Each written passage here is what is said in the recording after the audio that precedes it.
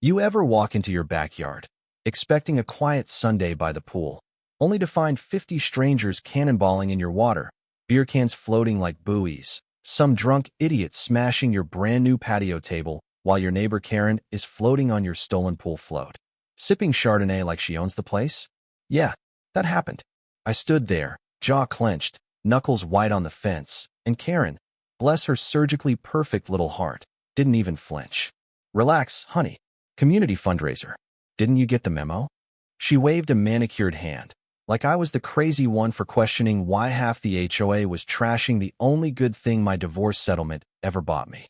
See, I spent $45,000 of my own blood, sweat, and tears on that saltwater pool, barely finished paying for it, still tasting the copper tang of sleepless nights.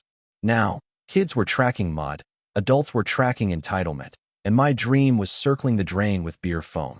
This is trespassing, I snapped, but Karen just smirked from her throne of inflatables. Sue me, sweetie. Good luck proving I don't have access rights. What would you do if your HOA hijacked your backyard? Yeah, comment your location, because every suburb's got a Karen, or a whole committee of them. Let me back up a sec. Name's Riley Blake. 6 months ago, I thought I'd escaped hell. After an 18-month divorce rodeo, I landed here, Pinewood Estates. Picture-perfect lawns, $285 a month in HOA fees, and the illusion of safety. Bought my house from old Mr. Kowalski, who'd lived there so long his coffee grounds had ghosts. My deed said clear as daylight. Pool installation rights included. I thought I was home free. But every paradise has got a snake. Karen Whitfield, 53, HOA president for life, gatekeeper, and full-time surveillance enthusiast, was that snake. Imagine blonde hair stiff as fiberglass, activewear with tags still on, a white Escalade you could do surgery in. She ran our 147 homes like her own fiefdom. Week 2 of construction, 7:45 a.m., 15 minutes after quiet hours, and she's at my door with a clipboard like she's running a nuclear launch code. Riley, sweetie, we have a situation. Residents complained about your noise. Community standards, after all. Her voice was pure Splenda, but my coffee went sour. She timed my contractors with a stopwatch. Triggered an emergency HOA meeting. Her followers packed the beige community center, the air thick with burnt coffee and judgment. Karen, queen of the stage, gave me 3 minutes to defend myself. We simply want what's best for property values, she said, smile sharp as a razor.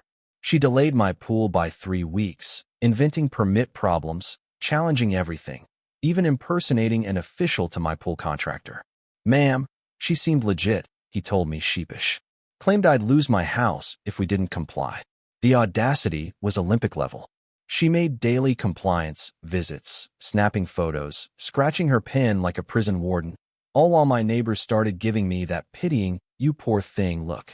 Dr. Martinez, our pediatrician, warned me Karen had taken down others for smaller infractions. Marcus Thompson, a retired teacher, one of the only people with a spine, shared tales of how she'd measured a neighbor's fence 23 times till it failed. This wasn't about standards or values. This was about control. My pool was a neon sign she couldn't boss me around, and that drove her nuts. And just when I thought her game was harassment, she switched to assault. 2 weeks later, Karen pulled up with a guy in a wrinkled polo, county safety scrawled on a badge that looked like it belonged in Sunday school. Clipboard, hard hat, the whole show. Time for your compliance review. He measured and photographed every inch like he was prepping for a NASA launch. Karen's smile never cracked, but my attorney voice kicked in. Always verify authority. I ran his license. Bill Morrison, delivery truck driver, Karen's brother-in-law. The letter he brought was dated 3 days before he even saw my pool. Oh, and guess who had an illegal, unpermitted deck? Karen. She'd built a 400-square-foot monstrosity, never filed a form. I called the county, called the state HOA office, called planning and zoning. Within 2 days, Karen got her own certified letter, and let me tell you, watching her hands shake as she read it was better than Netflix. She showed up at my door pale as drywall. There's been a misunderstanding about your brother-in-law's fake badge or your illegal deck. For the first time, Karen was speechless. She hissed, "You think you're smart? You have no idea what you've started." Threat or promise, she stormed off. That's when it got scary. Anonymous text, check your insurance. Accidents happen. Karen's campaign turned into psychological warfare. Neighbors whispering. Dr. Martinez warning me Karen was telling everyone I'd built illegally, harassed officials, was mentally unstable. HOA meeting night. 47 people showed up, more like a public execution than a hearing. Karen rolled out a PowerPoint of fake violations, evidence of property value destruction. Mrs. Patterson claimed migraines. Mr. Kim said the street's reputation was tanking, and the mob howled for my head. Until Marcus stood up. I live next door. No excessive noise, no drainage issues. Where's the problem? Dr. Martinez chimed in. Riley's installation is by the book. Karen's face cycled through every color of rage. But she had a folder of correspondence with the city, frivolous complaints, threats of legal action. Marcus smiled. Let's see those case numbers. I called the city. Seems there's an active investigation into inspector impersonation. They're grateful to the whistleblower. The room erupted as folks remembered Karen's deck. But she wasn't done. Cornered me on the way out. You think Marcus can protect you? Think again, sweetie. I know where you work. My job was next. Monday, HR calls. Ethics complaint. Using company resources for vendettas, harassing officials. Administrative leave, escorted out. Tuesday, my contractor panicked. Better Business Bureau, insurance company, everyone on him. Wednesday, my mortgage company threatened to call my loan unless I proved my modifications were legal. By the end of the week, Detective Morrison was at my door. We've got complaints, voice recordings, sworn statements. Karen had built a fake case with witnesses, doctored evidence. Even my digital proof was now evidence I was a master manipulator. Detective shrugged. Right now, the evidence cuts both ways. He handed me a restraining order. I couldn't attend HOA meetings, talk to neighbors, nothing. Marcus found me, pale with worry. Your house might be bugged. Karen's husband knows private investigators, digital forensics guys. This isn't neighborhood drama. He'd found original HOA documents in old Mr. Kowalski's basement. $180,000 collected from every homeowner for a community pool that never happened. Where did it go? Whitfield Construction Management, Karen's brother's shell company.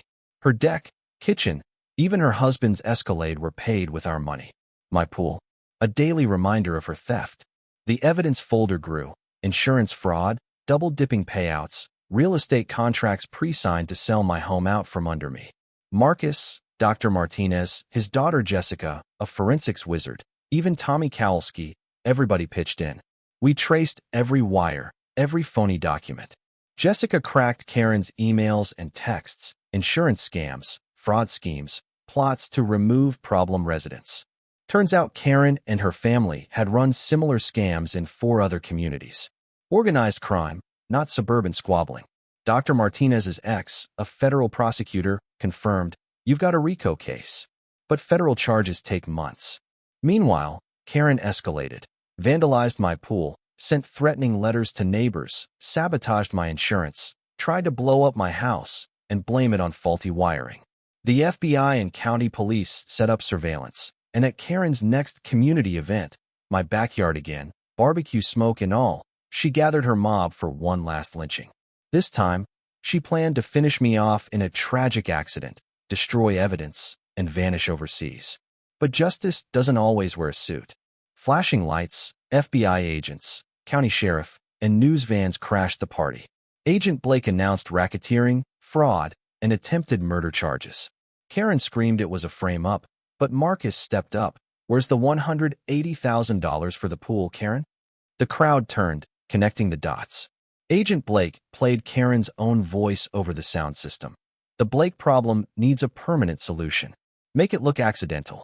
There's nothing like hearing your own plan for murder echoed through your neighborhood. Handcuffs, tears, apologies from neighbors, vindication. 6 months later, my pool's the heart of a real community. Karen got prison, her family barred from HOA management forever, and we recovered enough cash to build the Kowalski Community Center, pool, gym, playground, the works. Marcus is treasurer, Dr. Martinez, HOA president, every vote transparent, every penny tracked. My life isn't just better, it's stronger. We started a legal aid fund to help homeowners everywhere, fought corrupt HOAs in 17 states, inspired new laws. Tommy moved back, Jessica runs a forensics business, and Detective Morrison. Yeah, we're dating now, because sometimes fighting crime is the ultimate icebreaker. But you want to know what really stuck? Little Emma Patterson, 6 years old, running up at the pool's grand opening. Miss Riley, Grandma says you're why we have our pool. I laughed, told her we all fought together. But deep down, I knew. Sometimes, it takes one person refusing to surrender, even when everyone else buys the lie. So if you're facing your own HOA horror story, document everything, find your tribe, and don't ever let a bully define your home. Share your story below. Justice tastes even better when it's shared, and you never know, your nightmare might just become your community's rebirth.